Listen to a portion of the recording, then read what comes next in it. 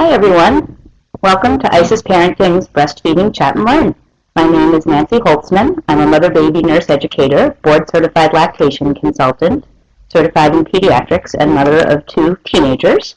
And I'm here in Boston, Massachusetts today to talk about breastfeeding and answer your questions. And with me today is one of my favorite ISIS moms, Liz, and she is a mom of a just-turned 1-year-old girl and has been with ISIS, gosh, at least for 5 years, I think. So she's quite well informed about everything ISIS, and I'm glad to have her here with us. And today we're going to talk about nipple shields to begin with. In terms of defining what is a nipple shield, I want to point out that there's a lot of confusing lingo in the lactation world. So there's something called a nipple shield. There's something called a breast shield, which I call flanges, but those are the cones that fit over the breast when you're pumping. So those are technically called breast shields. I don't use that term because I think nipple shields being one thing, breast shields being another is very confusing. And then there's another product called breast shells, and these are hard little plastic domes with air holes in them that fit over the nipple and allow a tender nipple to heal with air circulating around it and nothing pressing on it. And breast shells are also useful for women that have very engorged breasts or flat or inverted nipples. Sometimes can help provide some gentle traction around the nipple to make the nipple stand out a little bit more. But what we're talking about today is nipple shields, and nipple shields have been around for a long time. These are worn over the mother's nipple during breastfeeding, and some might think of these as a nipple protector. I actually don't like to think about them that way because they are very casually recommended for some people in terms of a mom saying to a friend, "Oh, you have sore nipples. Why don't you stop at the popular big box baby store up the street and pick up some of those nipple shields, and then you can use those, and it won't hurt when the baby breastfeeds." And really, that just kind of covers up an issue, and it doesn't resolve the issue. However, I do think it's interesting to note that nipple shields have been around for a very, very long time, and here's some antique nipple shields to show you. The wooden nipple shield I find quite remarkable, number one, because I'm not sure how the heck a baby can transfer milk out of that, but also it looks remarkably like the nipple shields of today, except ours are very thin silicone, but the shape is about the same. The other interesting thing about historically having nipple shields is that a lot of moms will casually hear or read, "Well, if it hurts, you're not doing it right." The reality is sometimes the early days of breastfeeding can be very uncomfortable for some people, especially if it's your first baby, your first breastfeeding experience. The nipple is getting used and abused new ways, perhaps 10 hours out of the day. There's layers of keratin that are being irritated and abraded. There is tiny little collagen strands that are being drawn out that helps the nipple evert and so on. So it's not unusual to have some temporary nipple discomfort during early breastfeeding, and certainly through the ages there's been a lot of different ways to deal with that. There are examples of nipple shields made of leather, of animal skin, and then these ones here, again, the wood, and then a very common version you see in the bottom left corner. This version was made of glass and India rubber, and this is a very classic style in terms of many of the early nipple shields looked very much like a bottle nipple or teat that was simply placed over the mother's nipple. And then my favorite scary nipple shield over on the right is this is from the late 19th century, and they were late 1800s and still in use in the early 1900s in the United States, made of lead, nipple shields made of lead, and they came in this beautiful little case down below, and depending on how big it is on your screen, you'll see that it says that it is a remedy for sore nipples. So some nice lead nipple shields. So today's nipple shields over on the right are thin, clear, typically silicone-based. On the left, you see, again, this looks very much like the wooden style nipple shield, the shape of the shield is fine, and we still have clear silicone shields that look just like this. We call this the sombrero style nipple shield. The difference is that many of the nipple shields that were in use in the 50s and 60s and 70s, they may have looked like this, but yes, they were a much thicker plastic or rubber. And the problem with that is that the sensation of the baby's lips and tongue and mouth movements didn't transfer as well to the mother's nipple and areola and breast tissue. So there was a chronic issue with nipple shields being used and mothers struggling with low supply. And so there's a very old common recommendation that when nipple shields are being used, there should be something that we call insurance pumping going on. So not necessarily trusting that the baby that is using a nipple shield for breastfeeding will fully and independently bring in a full milk supply, will stimulate the breast to bring in a full milk supply without some insurance pumping. So even though the shields that are used today are nothing like the shields of days gone by, and they are much thinner and you actually can feel more sensation, there still may be decreased prolactin levels when baby is suckling through a shield versus directly on the skin. And I certainly do think that for many situations, insurance breast pump is a very good idea. So if you're using a shield, and we'll get to some of the reasons shortly, if you're using a shield for issues like oversupply and overactive letdown, then you may not need insurance pumping. But for many of the other reasons that people may be using nipple shields, including a baby who is very difficult to breastfeed or a premature baby, then I certainly do recommend insurance pumping, and that might mean pumping for double pumping, hands-free, hands-on for maybe 10 minutes after 3 or 4 or more, perhaps depending on the situation, pumping breastfeeding sessions each day. So that might mean that first you breastfeed with the shield, and then you sit down and double pump for 10 minutes afterwards. And that is simply to really do a good job stimulating, initiating full milk production, maintaining full milk production. Then as you gradually begin to try breastfeeding without the shield, perhaps it will go a little easier and smoother because there's plenty of milk available for the baby, and the baby doesn't need to struggle hard to work hard at the breast and not get quick and easy reward. Nipple shields are a useful tool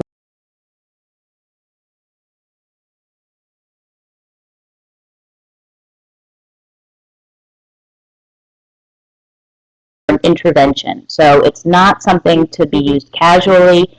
And here at ISIS, we don't leave nipple shields out on the sales floors with all of the other breastfeeding support products. We keep them behind the desk because we would really prefer that if somebody needed nipple shields, they would be coming up to the desk and asking, and that would enable us to have a conversation with them. Are you working with a lactation consultant? Were you given nipple shields at the hospital? Were you given some guidance as to how long to use them and how to gradually move away from using them? Did you know we have a free drop-in breastfeeding group that you could attend? You could speak with one of our lactation consultants, etc. Certainly, these are over-the-counter products. You don't need to go through the Inquisition to purchase them, but they're misused casually, probably far too much of the time, and that causes breastfeeding challenges. It can get in the way of better breastfeeding. But when used properly, they're a useful tool, and I liken them to a pair of crutches. If you have a broken leg, then you're going to have a really hard time getting around, and a pair of crutches is going to allow you to be mobile. So if you're having certain types of breastfeeding challenges or difficulties, using a nipple shield is going to be a tool that perhaps will enable you to get breastfeeding going when otherwise perhaps it wouldn't.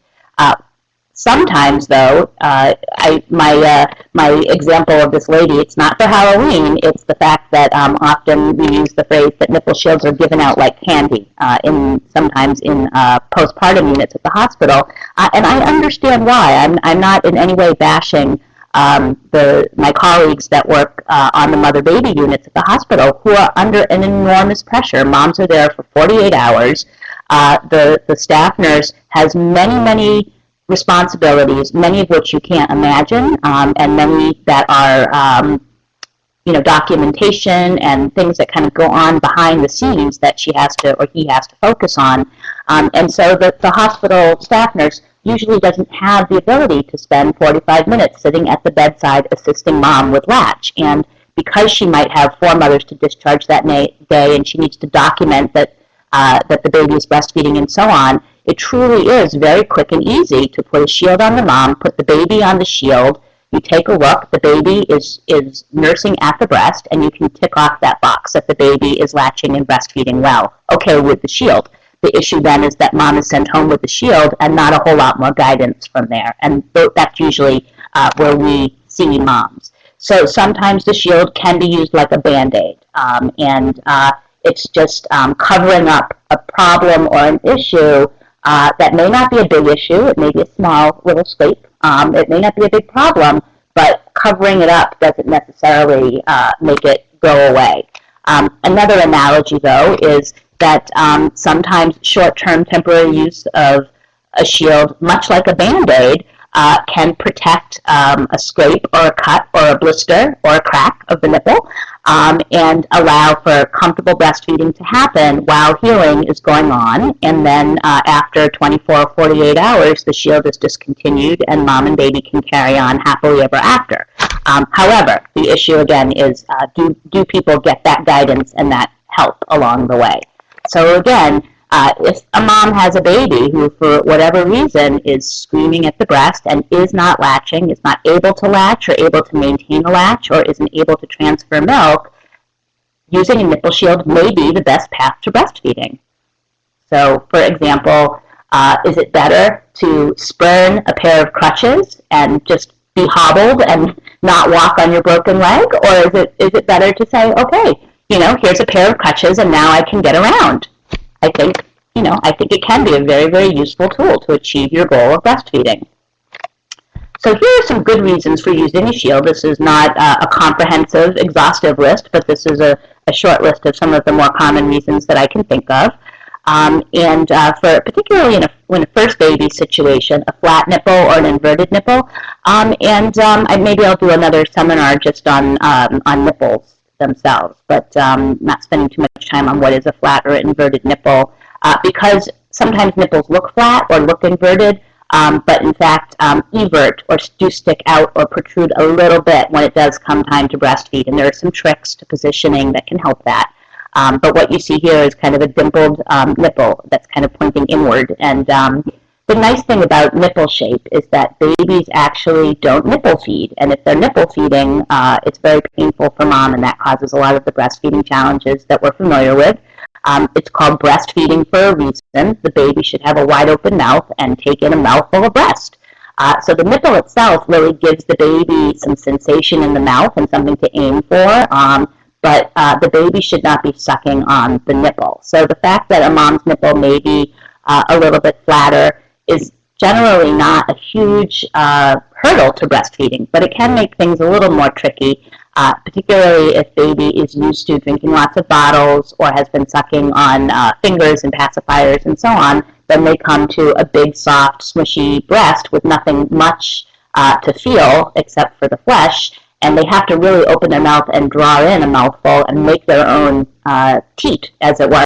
And so some babies just don't know what to do with that, and it's understandable. So actually lower down my list, I call that making the super stimulus. The baby really needs to feel something long and firm and solid and nipple-like in their mouth, and they're not finding that on the soft or engorged or inverted nipple breast. And so a nipple shield gives them something to latch on with. So that's one reason. Also, even if you have slightly protruding nipples during day 3, 4, 5 during engorgement, for example, the swelling of the breast tissue sometimes makes the nipple flatter and harder for the baby to grasp. So I don't necessarily think that's a great reason for using a shield, and I think there's better ways to deal with engorgement and full, firm breasts to facilitate latching, but certainly it is a reason that shields can be used in a helpful way. Nipple damage and pain. So, and some of these that are hyperlinks, you can go back, you can click them now into a new window, or you can go back later when I post this online and click through. But these are all other webinars on these topics. So if you're interested in learning more about any one of these things, these would be the links you can click for separate webinars that we've done in the past. So my analogy with the nipple damage or pain is that a nipple could be abraded or cracked just from nursing one nursing session where the baby was latched shallow and it didn't go well and it created some damage. And even though you may fix the situation, fix the latch, do it better times and time again after that, it's kind of like, once you wipe out on your bike or your skateboard and you really skin the heck out of your knee, until your knee heals, moving that knee around is going to hurt. It's going to take 3 or 4 days for the skin to really heal and for you not to feel that discomfort.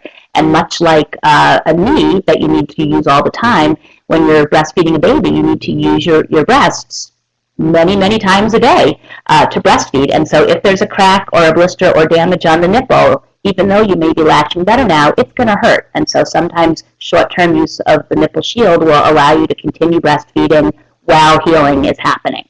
Again, baby won't latch. That can be for a variety of different reasons, and we talked about some of them, the superstimulus reason, for example. Sometimes we don't always know why babies won't latch, but if a baby won't latch and you use the shield and the baby will latch, well, I think latching while breastfeeding is important. So short term, that may be an okay use. Oral anatomy is a good one. Down at the very bottom here, you see a baby. It may look to a lot of you like there's a picture of a baby crying, but most lactation consultants would look at that picture and say there's a baby who has tongue tie or an extra flap of skin called the frenulum at the bottom of the tongue that anchors the tongue down to the bottom of the mouth, and it keeps the baby from extending his tongue and having a good latch. And so it can make latching hard, and it certainly can make latching painful for mom and create nipple damage. And so that's a very common reason why a nipple shield may be used if the baby has tongue tie. And then there are other less common oral anatomy issues, like sometimes babies have a very small jaw or a recessed chin. And sometimes a baby will have a particularly high palate, which is kind of the roof of the mouth. And these are things that hopefully would be picked up or diagnosed by a pediatrician or a skilled lactation consultant. And a nipple shield can facilitate breastfeeding in that type of situation. Also, less commonly, but sometimes a baby who has like a submucosal cleft palate or a baby that may have cleft lip but not cleft palate, sometimes a nipple shield could be helpful with that.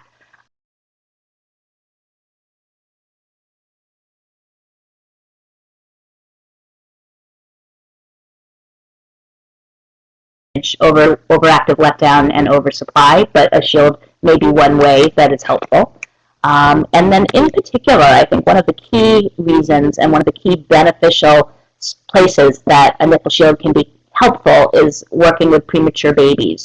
And premature babies benefit from using a nipple shield because they have to work quite hard to create the vacuum or the suction to draw the nipple into their mouth, and then they have to maintain the latch while sucking, swallowing, breathing, pausing, getting up their energy to do that again and again. And so the shield actually helps them out by helping keep the latch. It keeps the nipple positioned in the baby's mouth properly and reduces the amount of energy that the baby needs to work to maintain the latch in between suckles. And also hypotonia or a hypotonic baby is a baby with low muscle tone, and again, for the same reason, sometimes the nipple shield can make it a little easier for the baby to feed. How to use the shield correctly? It is not that you pick up the shield and just put it over your nipple, and that is how many people use the shield and use it incorrectly. First of all, you want to pick, or the lactation consultant should be picking the right size shield, and they do come in about 4 sizes, and then of course there's different brands, so there's some variation in the size and the shape. But really the shield should be sized to fit the baby's mouth and not the mother's nipple. If a mom has an extremely large nipple and you're trying to fit it into a small shield, that's not going to work very well, so sometimes you need to come to a compromise. But ultimately, the goal is to try to find a shield that's going to fit correctly in the baby's mouth and not overwhelm or gag the baby. And then another key point is that you really want to be inverting the shield before you put it over the nipple. So by holding the shield and running it under hot water sometimes makes it a little bit more pliable, and it may make it stick a little bit better, but holding the shield under hot water. Then inverting it, so turning it inside out about half the way, and then placing it over the nipple. And as you then unfold it over the nipple, it kind of pulls the nipple right into the shield by vacuum, and the nipple becomes much deeper into the nipple part of the shield. And so that's important. It's not just placed over the nipple. It has to be turned inside out, placed over the nipple, and then kind of flipped back. Using lanolin can help it stick better, and nipple shields, one of the drawbacks to a shield is they're such a pain in the neck to use because they fall off all the time. Most of them are clear. They get lost in the bed sheets. And, of course, as you're working on latching and working on getting breastfeeding established, and your baby is flailing and wiggling or crying at the breast, they tend to knock the shield right off. It's very, very frustrating to have to keep placing it back on and so on. Sometimes using a little lanolin can make it stick better. And then hand washing it with soap and water at the sink and just letting it air dry is fine. If you are using a shield and you think you're going to be using a shield for more than a couple of days, then I think of using a fork at home. And sure, if there's two people that live at home, you could get by with one fork and just wash it in between and always know where it is. But it's certainly going to be more convenient if you have a few. So same thing with shields. I think if you are using nipple shields pretty much full time and you think you're going to be using them for several weeks, or at least a week or two, I certainly would recommend having at least 4. You want to keep a closed container at your bedside so it always returns back to that container. You know where it is in the middle of the night. You want to keep one next to the chair where you do most of your breastfeeding at home. You want one for your diaper bag, and it's really a good idea to keep an emergency shield either in your glove compartment, the glove box of your car, or your stroller basket, or your diaper bag, or wherever you always will have access to it when you're out and about. Because although some people will say that the best way that they weaned away from the shield was the day they just couldn't find it, and the baby just latched without it, but for the most part, when you really are stuck using a shield and you don't have a shield handy, you're in trouble. So it's certainly something that you want to always know that there's an access to. I see somebody said that was a lesson for them. Okay. Don't you love this picture? I swear, I look hard for these. Nipple shields, and yes, this is a set of twins. Nipple shields are neither the devil or the angel. They're not all bad. They're not all good. They're not evil. They're not magic. They just are. They're a tool that can be used or misused. So, trying to move away from the shield, here's some things that you can try to do. Try using, and again, when do you move away from the shield? I can't answer that question exactly because it really depends on why you're using the shield to begin with. If you're using it for a cracked nipple in the early days, I would really recommend beginning to do some breastfeeding without the shield as early as you can comfortably do it. So maybe you can do half a breastfeeding starting with the shield and then finish the breastfeeding without, or maybe you can try all breastfeeding without the shield, but then use the shield, if things are a little bit too uncomfortable. I wouldn't really try to establish breastfeeding with the shield if there are other ways to breastfeed without it intermittently. But for a lot of people who are using nipple shields for every breastfeeding from the very beginning, maybe with a preemie, it could be many days or even several weeks, or sometimes even a month or two of using the shield before you are able to successfully wean away from it. Some things to try are try several times a day to move away from the shield. The pretty classic way to wean from the shield is to start a breastfeeding session using the shield, and then midway into the feeding session, maybe once the milk is letting down, once the baby is in a suckling rhythm and is relaxed a little bit, briefly interrupt the breastfeeding, take the shield off, and then try to relatch the baby. But try several times a day. Try more than one set of feeding, but don't let yourself or your baby get frustrated. Don't fight over this. But also, don't give up. Try consistently, whether it's once or twice a day or once or twice each feeding. Do keep trying. Some other ways to help the baby more successfully latch without the shield would be to pull or draw the nipple out first and get the milk flowing first. So reverse pressure softening is one way to do that. Some women will use ice to help the nipple firm and stand up a little bit more. Manual expression or using a breast pump to draw the nipple out and help the milk flow may be another option. Or if you're trying to nurse without the shield, try on your baby's favorite breast or in the favorite position. Many women will find they have one nipple that's easier to latch the baby on with than another. You may find that you can get rid of the shield on one side but not on the other temporarily, and so on. Some contrary suggestions here. Try breastfeeding without the shield when your baby's really hungry and maybe they just want to get to the milk and they'll just work hard and deal with it without the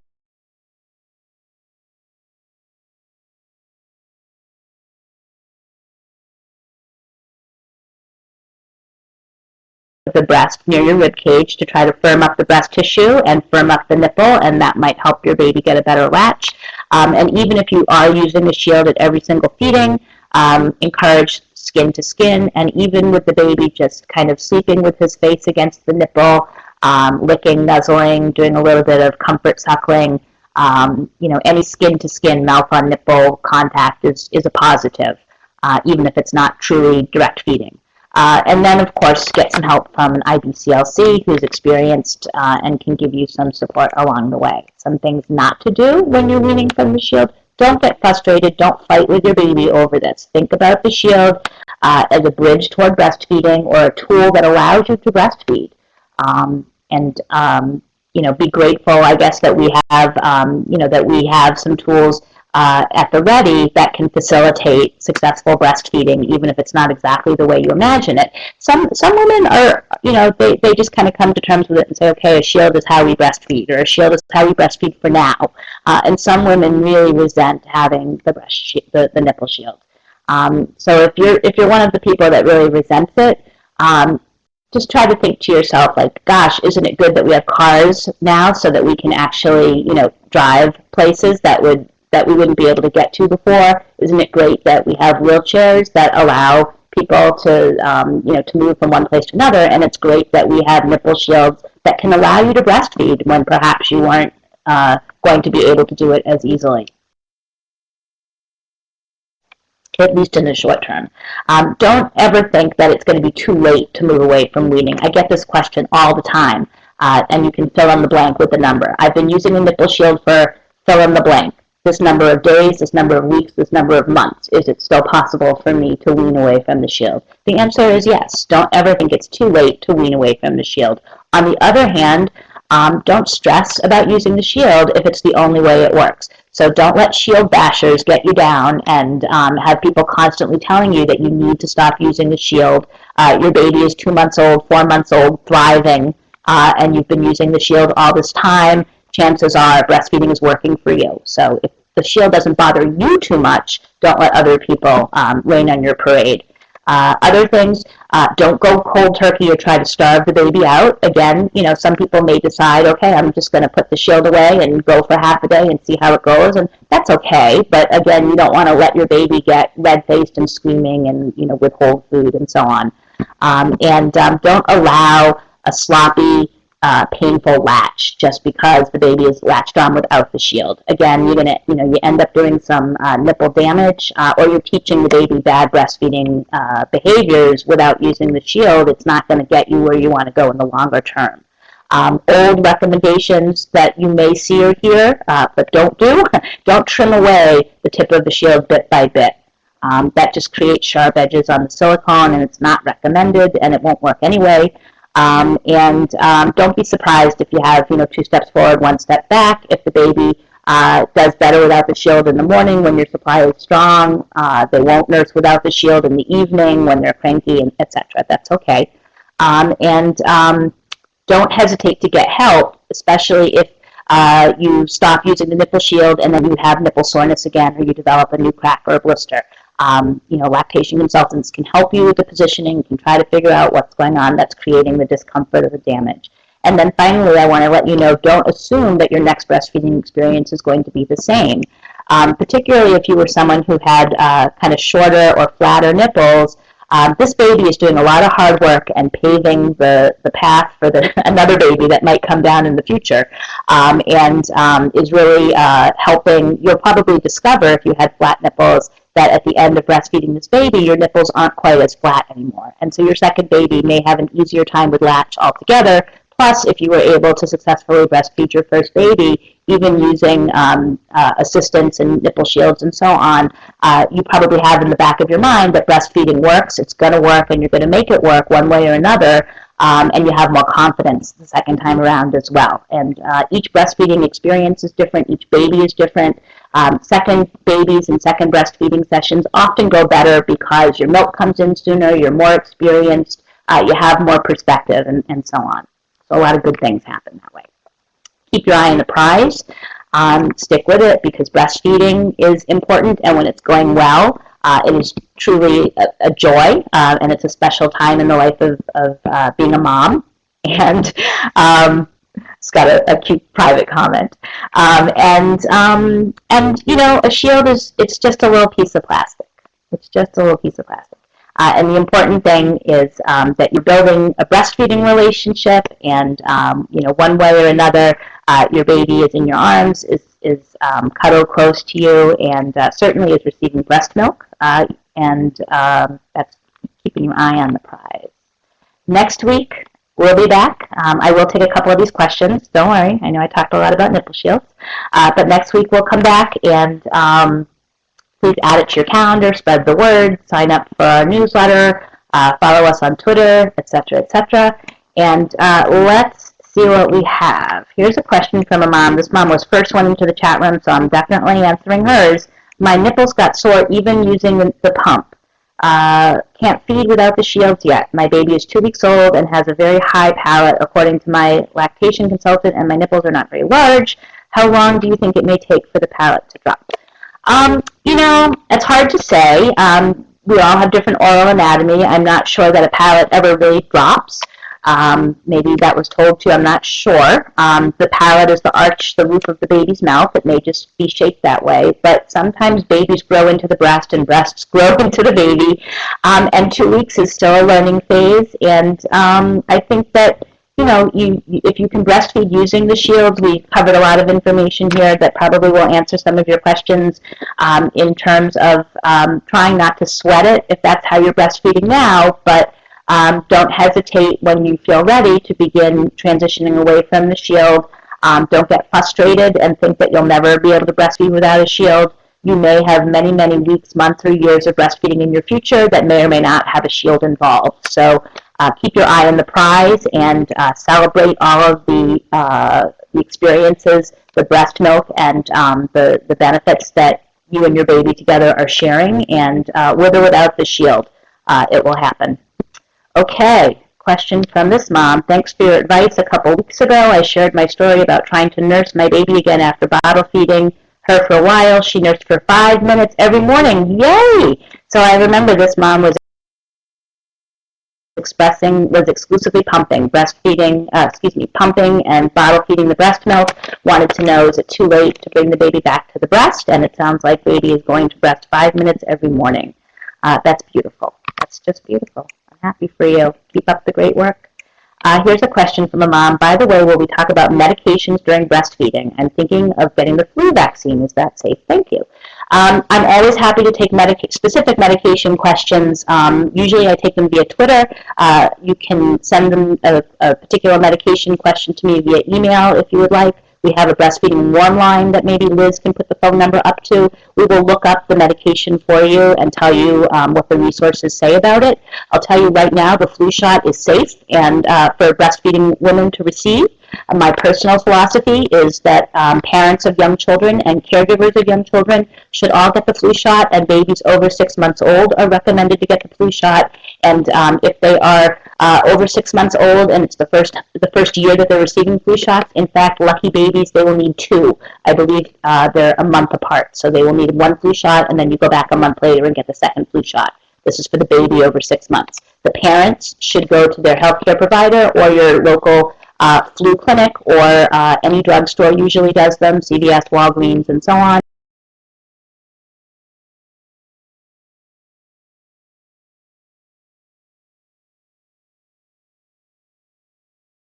don't have another little person to take care of. Okay, next question, final question, and then we'll wrap.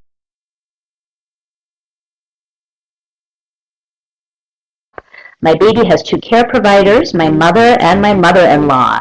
My baby takes 16 ounces with one and 12 ounces with the other. I'm not worried about him getting enough per se, but I am worried that he takes the 16 ounces he's getting too much. I am typically gone for 9 hours. He nurses twice in the morning and then twice at night. You know what? I just wouldn't overthink it. I don't have a great answer for you. I'm sure it has to do with their feeding styles. And maybe one is better at soothing or distracting or entertaining the baby than the other. Hard to know exactly, why, but both of those volumes of milk seem to be well within the range of what I might expect.